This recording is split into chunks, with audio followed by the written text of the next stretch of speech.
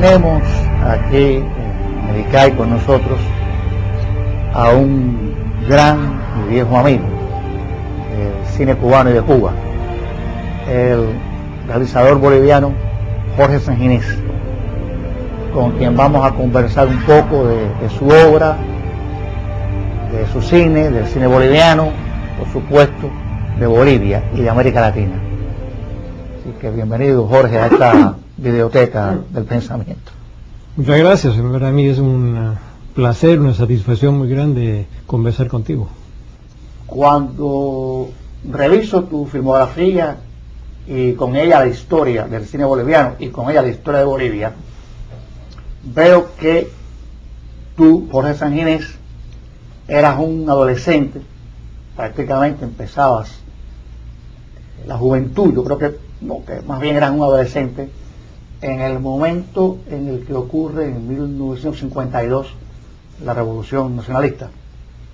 Después veo que ya en el año 56 estás estudiando en la universidad, antes de decidir, por lo menos de acuerdo a lo que yo conozco, tu destino como cineasta.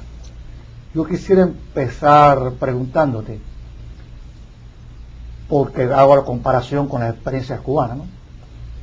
La Bolivia de los 50, esa Bolivia donde Jorge Sanginés y como tú, otros compañeros de tu generación, que también en otras esferas del conocimiento y de la vida cultural han sido personas muy importantes. Pienso en Zabaleta, pienso en Marcelo Quiroga, Santa Cruz, pienso en alguien que es mayor que ustedes, como Sergio Almaraz. Bueno, ¿cómo tú ves hoy, tantos años después, tu decisión de hacerte cineasta y esos años tan de conmoción y que fueron tan importantes para Bolivia y para América Latina, que fueron los años que siguieron a la revolución del MNRR del 52? Bueno, indudablemente ese proceso revolucionario del 52 tuvo que influenciar no solamente en el caso mío, sino toda una pequeña burguesía intelectual que miraba con curiosidad de la vida del país.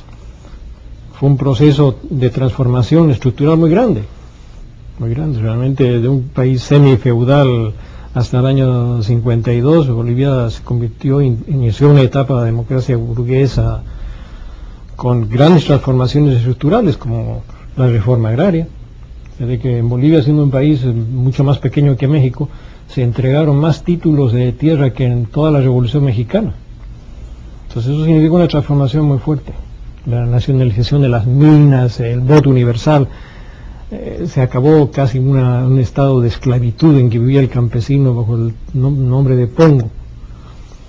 Bueno, entonces ese proceso de enorme transformación estructural del país golpeó mucho a la juventud intelectual de mi país.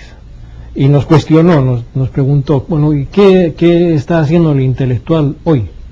Si los políticos revolucionaron, si los políticos interpretaron esas ansiedades históricas generadas en las masas bolivianas, ¿cuál es el papel de los intelectuales frente a ese proceso? Y a esas preguntas respondió gente como Zabaleta, como Quiroga, Santa Cruz, como Almaraz. Y en el caso del cine, como nosotros, Oscar Soria, intentamos dar una respuesta, un acompañamiento también a ese proceso que nos había impactado y que teníamos que entenderlo, y que nos desafió a acompañarlo y a explicarlo. Hay un momento donde tú optas por el cine, en un país donde no hay, que yo sepa hasta ese momento, prácticamente nada de cine. ¿Qué factores, o había algo y yo no lo sé? ¿En qué momento tomas esa decisión? Hoy, en la distancia, ¿cómo tú ves esa decisión que tomaste? ¿A qué factores contribuyeron a que te decidas por el cine como expresión personal? Bueno, te puedo decir de que en Bolivia había una tradición cinematográfica muy interesante. En la época muda, muy temprano, Bolivia empieza a hacer cine mudo de largometraje, cine de ficción. En la época del cine mudo, ¿no? Antes de la época sonora. Hay películas ya como Guaraguara, que son películas incluso de reconstrucción histórica de la época incaica, muy interesantes. También se hicieron películas, se hizo una película muy importante en la época de la Guerra del Chaco, entre 32 y 35. 2 películas de ficción en esa época. Y luego, cuando yo comienzo a hacer cine, ya existe un cine documental de alta calidad. Jorge Ruiz había hecho documentales de una factura impresionante, de una calidad de imagen, de sonido, y a tal extremo que él era muchas veces convocado por países que no tenían cine, como Ecuador o otros países donde él iba a hacer películas documentales. A mí me impresionó mucho la obra de Ruiz, pero que no la conocía cuando yo decidí hacer cine, porque eso se dio en Chile, cuando asistí a un curso de verano en Concepción, y descubrí que había un cursillo de cine. Entonces yo dije, no, yo quiero ser escritor, quiero ser poeta, pero realmente lo que me gusta es el cine. Y no había pensado en cine porque en Bolivia no había dónde formarse. Entonces me inscribí en ese cursillo de cine y fue una enorme sorpresa mía ver que el profesor del curso era un boliviano. Era un arquitecto boliviano que vivía en Chile, amante del cine, un gran teórico del cine, que no había hecho películas, pero que tenía un manejo de la teoría muy grande. Entonces hicimos una película en ese cursillo de 2 minutos. Es una anécdota histórica interesante, porque la música de esa película la puso Violeta Parra, que estaba viviendo en Concepción en esos años. ¿Eso estamos hablando de qué año? Estamos hablando del año 57. Bueno, sí. Y al volver a Bolivia, en Santiago, descubro que el Instituto de Cine de la Universidad se ha creado un Instituto de Cine en la universidad, con la idea de formar documentalistas, con profesores traídos de la industria argentina y algunos viejos cineastas de la época de oro del cine chileno, que también tuvo su momento de apogeo. Entonces decido quedarme a estudiar cine en Chile. En Santiago. En Santiago, ¿no? Eso era un desafío muy, muy grande, porque era primero, que no tenía cómo sostenerme económicamente. Había una diferencia de moneda muy fuerte entre Bolivia y Chile, y tomar esa decisión significaba, bueno, una aventura, porque no tenía posibilidades de que mi familia en ese tiempo pudiera costearme los estudios. Entonces tenía que trabajar para poder estudiar cine. Y como que empecé a trabajar, comienzo a no conseguir trabajo, pasé unos 3 meses muy, muy duros, hasta que conseguí trabajo de obrero en una fábrica de cartones, y como trabajaba ya en las tardes iba a la universidad a estudiar cine. Entonces ya la decisión la tomé en Chile, pero mi vocación probablemente es mucho más atrás, de niño, porque de niño me acuerdo que yo me faltaba al colegio en las tardes y me iba a la matiné.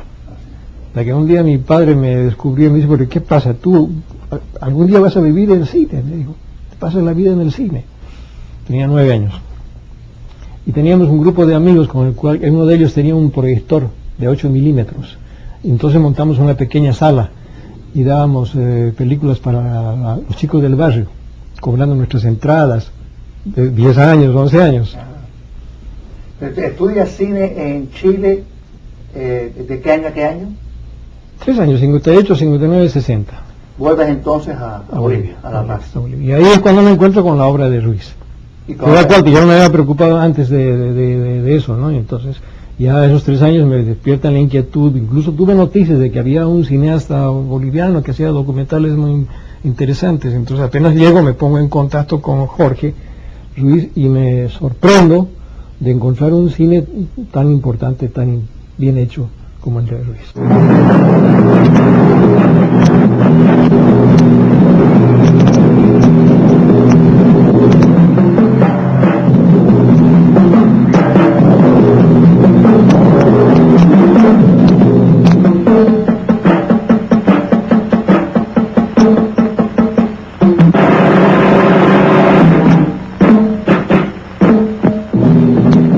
Para nosotros el cine boliviano existe como resultado de nuestra ignorancia, de nuestro desconocimiento.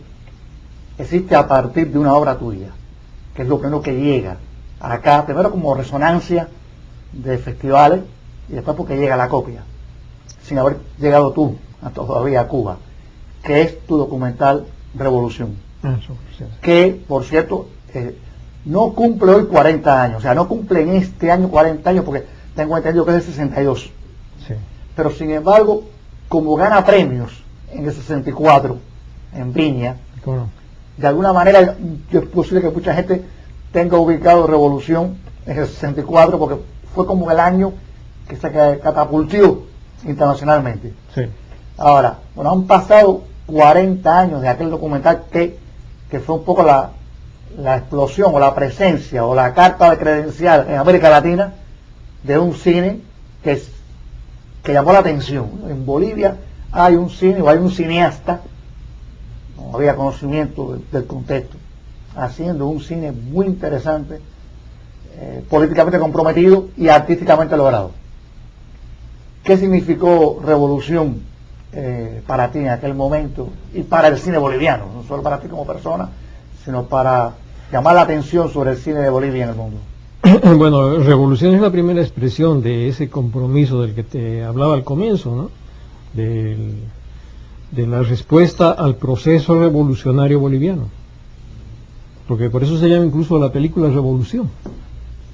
Pero es un punto de vista también crítico al proceso revolucionario. 12 años después. 12 años después vemos que ha hecho un proceso revolucionario y sin embargo en el país todavía se dan las condiciones de miseria y de pobreza que la película muestra, ¿no? Y a partir de esa película vamos generando una actitud frente al cine muy comprometida. Si empezamos a mirar al cine no como el lugar donde realizarnos, como personas, como creadores, sino el instrumento que nos permita contribuir al proceso de transformación del país. Y vemos al cine como una militancia. Hay una película como que de despegue, porque es cine de ficción, que después además el título de la película se convirtió también en el grupo. El nombre del grupo, sí. Claro, el nombre del grupo, que es Ucamau, así es, ¿no? Que es el 66, ¿no?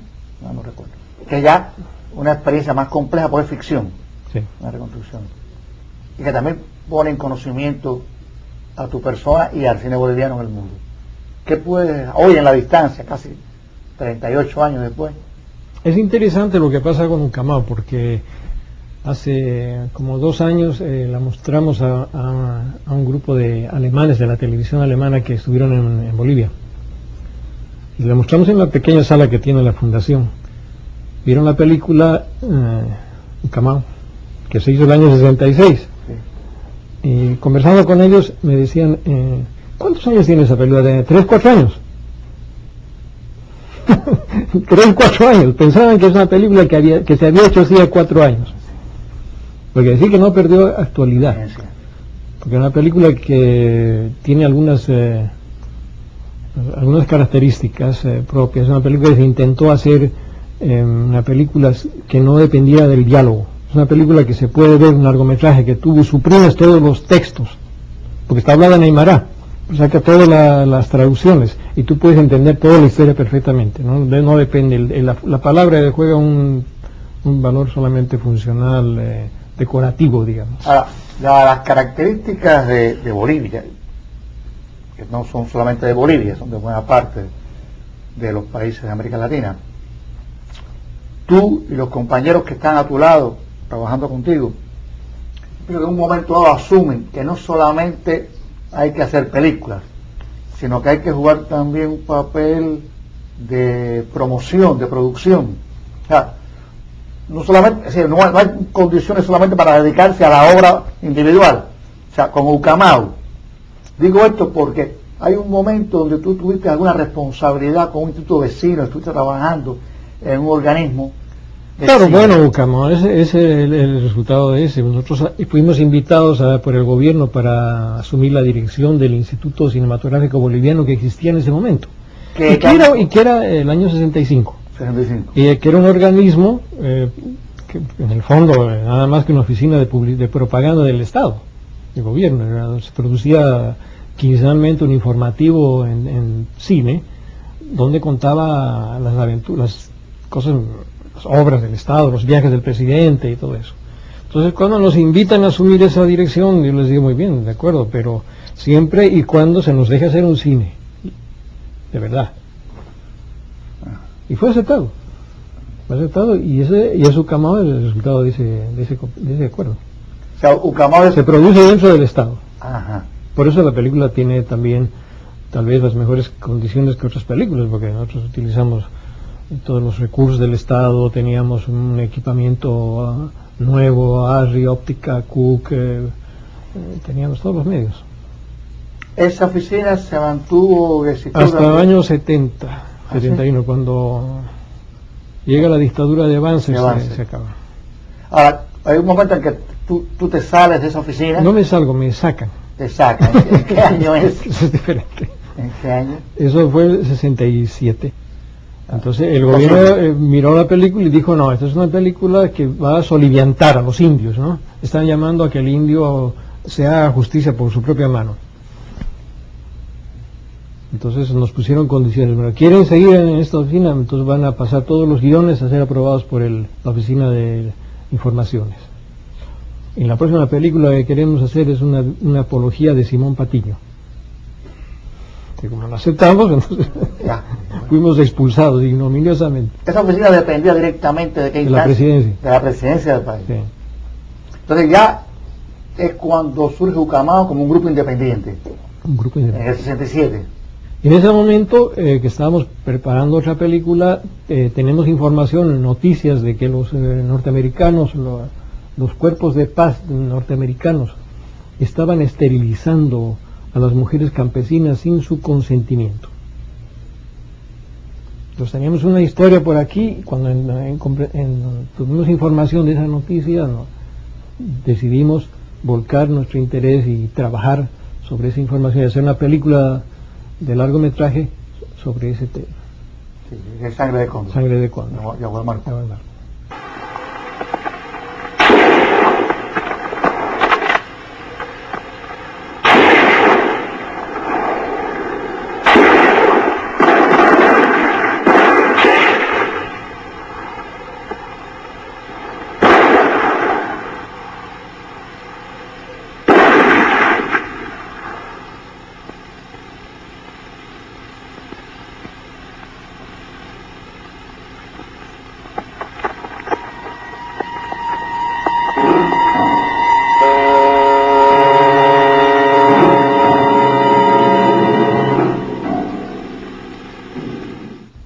Fue muy interesante lo que ocurrió con la película, porque la película logró una conmoción política muy fuerte, social y política, ¿no? Incluso la misma prensa de derecha se hizo eco de la denuncia de la película y empezó a preguntar cómo era posible que extranjeros estuvieran esterilizando mujeres campesinas en un país que tiene poca población. Entonces el Congreso terminó la formación de una comisión de investigación y la Universidad de San Andrés también. Y las dos comisiones llegaron a la conclusión de que la denuncia de la película era verdad, de que los cuerpos de paz norteamericanos estaban esterilizando mujeres. Entonces, como consecuencia de eso, el gobierno boliviano expulsó al cuerpo de paz de Bolivia. Es decir, una película logró darle un golpe contundente al imperio y sacar el cuerpo de paz. Hasta Sangre de Cóndor es una película que te logras hacer con recursos propios. Sí. No hay todavía ninguna presencia de coproducción del exterior. No consigues todavía. No. Esa película se hizo con muchas dificultades porque ya no teníamos toda la infraestructura del Estado, ¿cierto? Teníamos una cámara ARRI Flex de 35 vieja, teníamos un solo lente y $300 de presupuesto para producir.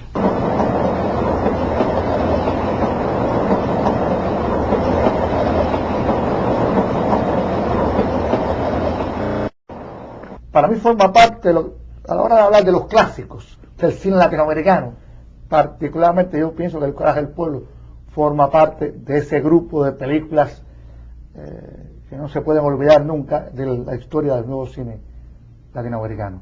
Ahora, bueno, lo cierto es que tú habías conseguido un prestigio como cineasta, como creador, y al mismo tiempo con tus posiciones políticas, que permitió que la RAI se involucrara en este proyecto? ¿Cómo fue que la RAI? Fue muy divertido. Pues la RAI no podía producir una película como esa. Por supuesto. Entonces fue un quemar de naves. Cuando se dio la posibilidad de hacer esa película, la RAI quería una película sobre el tema de los mineros, sobre el trabajo minero, Bolivia, país minero, nada más. Entonces, pues, aquí tenemos la posibilidad de hacer una película realmente sobre la historia de la lucha y del trabajo minero, de lo que significa la minería y el obrero minero en la realidad boliviana. Y entonces empezamos a juntar las historias que había recolectado Óscar Soria en un viaje previo que había hecho a la zona minera cuando conoció a Domitila Chungara y toda esa gente. E hicimos una película que tenía 2 horas y media.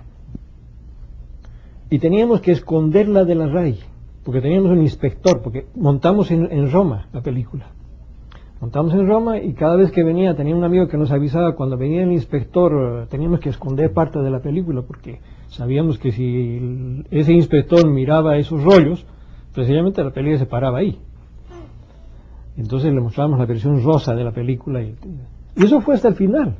Incluso inscribimos la película clandestinamente en el Festival de Pésaro, porque la televisión italiana no quería ir al Festival de Pésaro, sabía que era un festival controversial y todo eso. Entonces, cuando la película se estrenó en el Festival de Pésaro, la RAI tenía una versión y distribuía un folleto con la historia que ellos conocían. Pero cuando los ejecutivos de la RAI vieron la película en pantalla, era otra. Entonces no entendían lo que ocurría. Fue un escándalo. Tuvieron que tomar vacación los funcionarios medios de inmediato, porque no sabían cómo responder a los jefes. ¿Cómo habían permitido que se pueda producir una película como esa? Y la unidad del periódico del Partido Comunista decía, esta es una película imposiblemente producida por la RAI. ¿Qué ha pasado? Pero fue una lucha terrible. Yo me acuerdo que discutíamos incluso el nombre de la película, porque Luna era uno de los responsables del proyecto. ¿Y qué nombre, qué se va a llamar la película? Decía yo, se va a llamar El Coraje del Pueblo, porque queríamos hacer un homenaje al coraje del pueblo boliviano. El coraje del popolo, decía. Esto es vulgar, Como que finalmente ellos la llamaron La Noche de San Juan. En Italia se llama La Notte di San Giovanni, porque los protagonistas de la película, en una buena parte, eran las mismas víctimas, los reales protagonistas de los hechos históricos, que actuaban como actores en la película. Ahora, lo cierto es que estas son películas, pero El Coraje del Pueblo, que ubican en el cine boliviano al grupo Camao y a tu persona como figura centro de ese grupo, ya con un prestigio que te es muy importante para poder seguir haciendo cine y para poder también de alguna manera sobrevivir, en fin, moverte en Bolivia, creo yo, ¿no? En condiciones, el grupo Camao y Jorge Sanginés y los compañeros que te acompañaron en toda esa experiencia pasan a tener un prestigio internacional, ¿no? Pero a un precio. A un precio. A un precio personal y de mucha gente del grupo muy, muy alto, porque después de terminar El Coraje del Pueblo no pudimos volver a Bolivia. Eso es importante.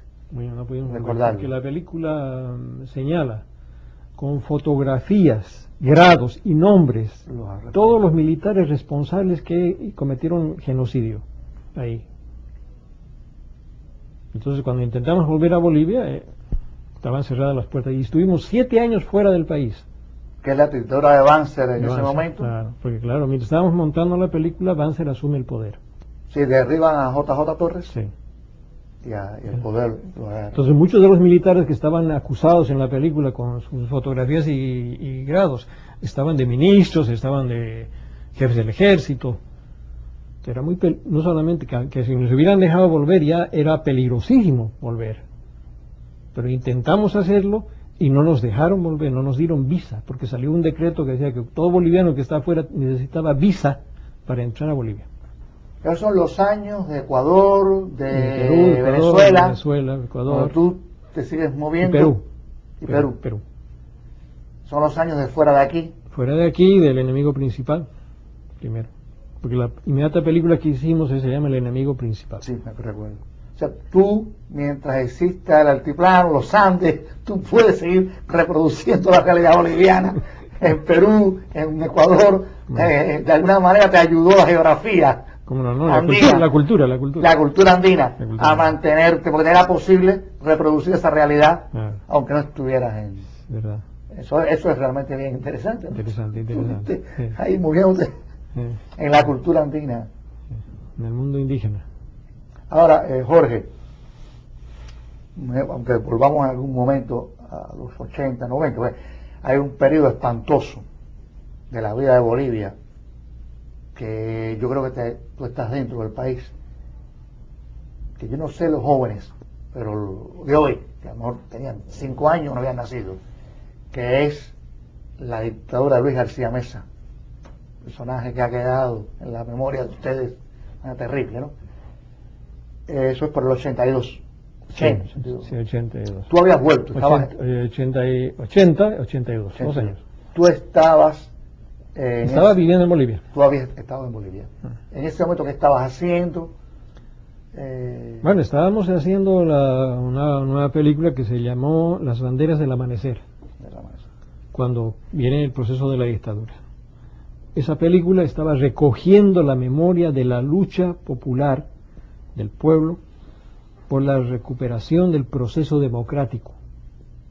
Entonces recogía memorias del año 79, cuando se empieza a movilizar ya el 78, fines del 78, el pueblo exigiendo el regreso de la democracia y empieza a enfrentarse con la dictadura.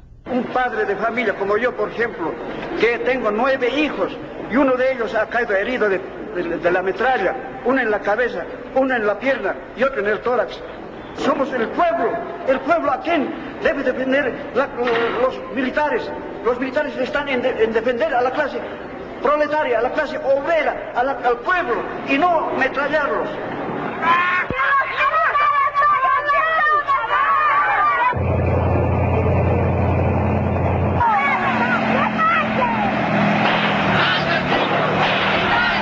Culmina con la caída de Banzer y se desata el proceso democrático, que es interrumpido temporalmente por García Mesa.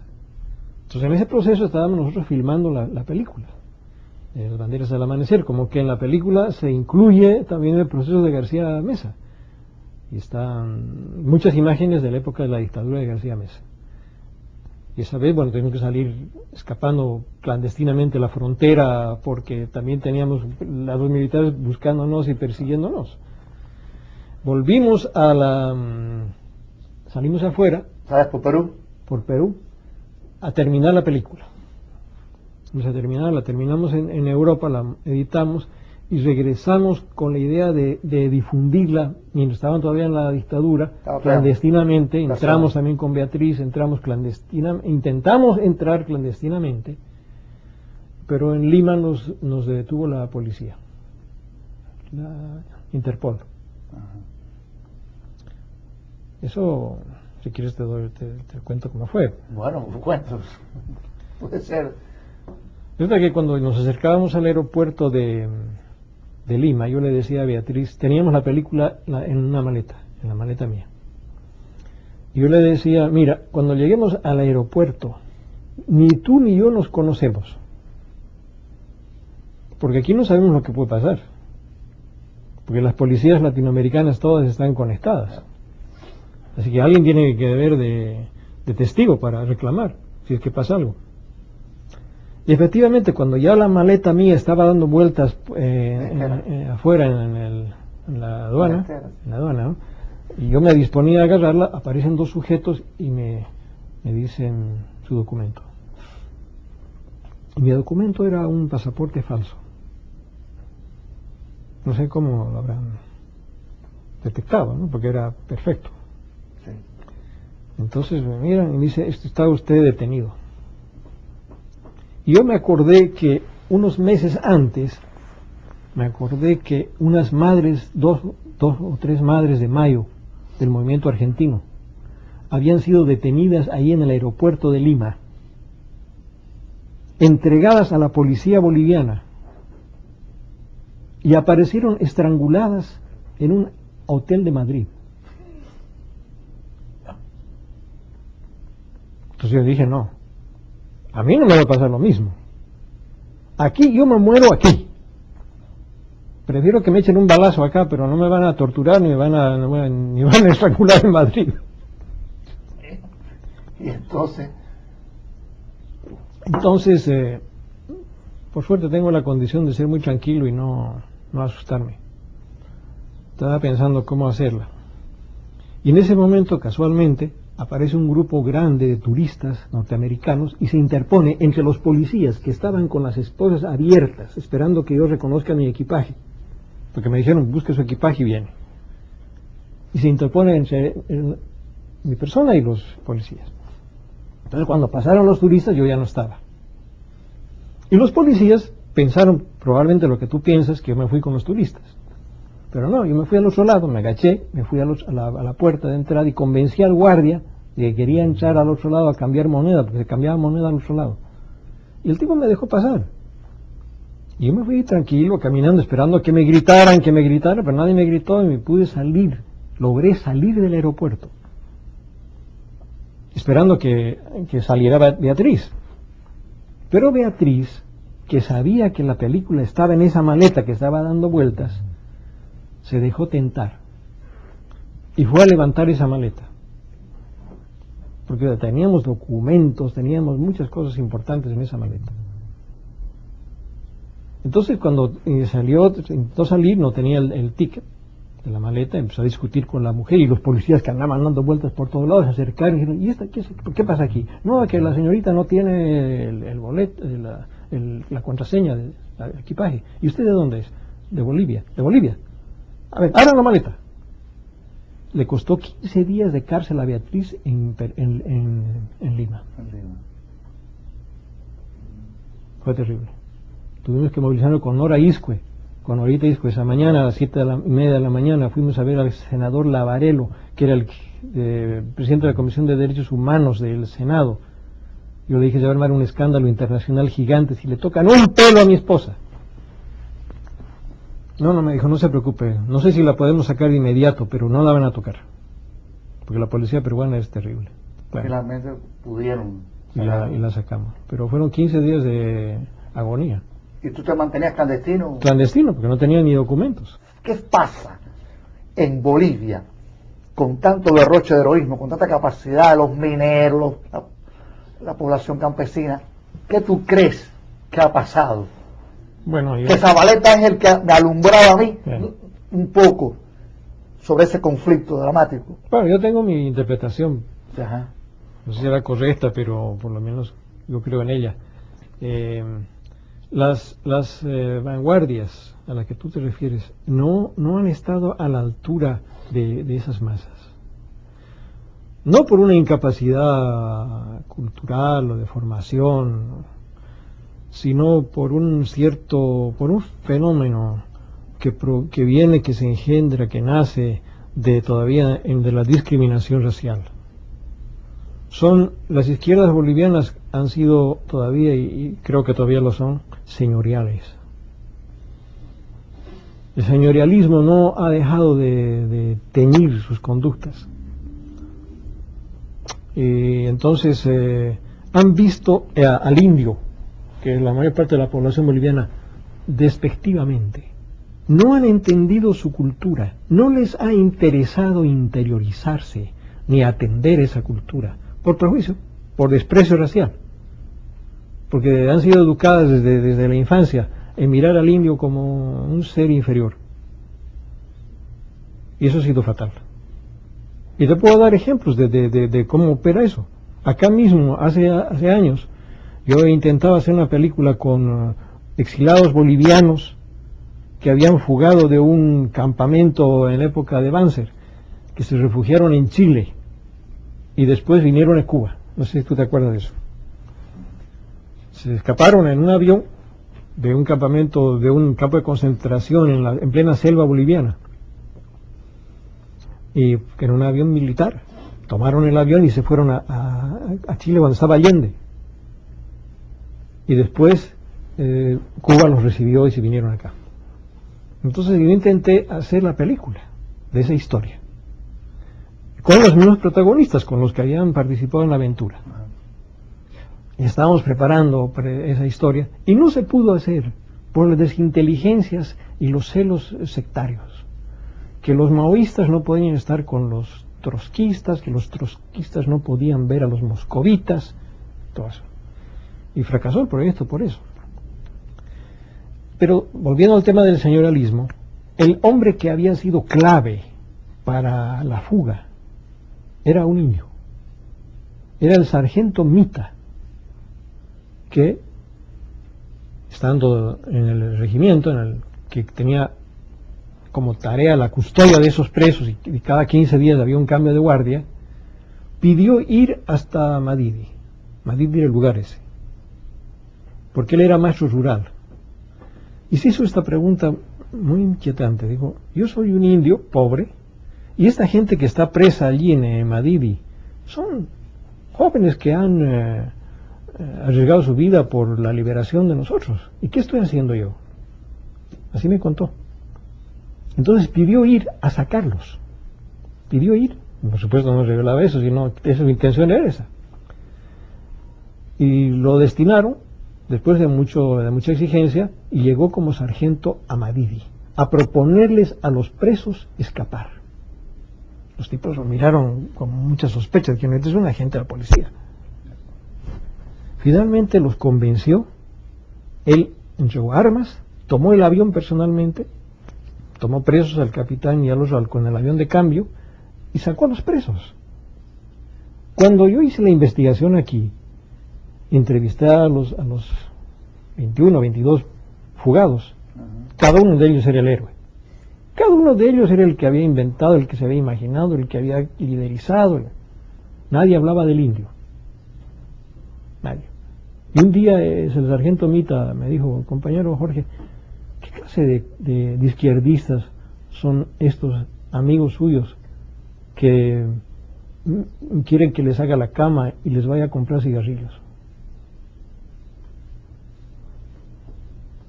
Eso da la medida de como que izquierda. Esa izquierda racista no podía, ni puede liderizar a esas masas insurrectas y organizadas.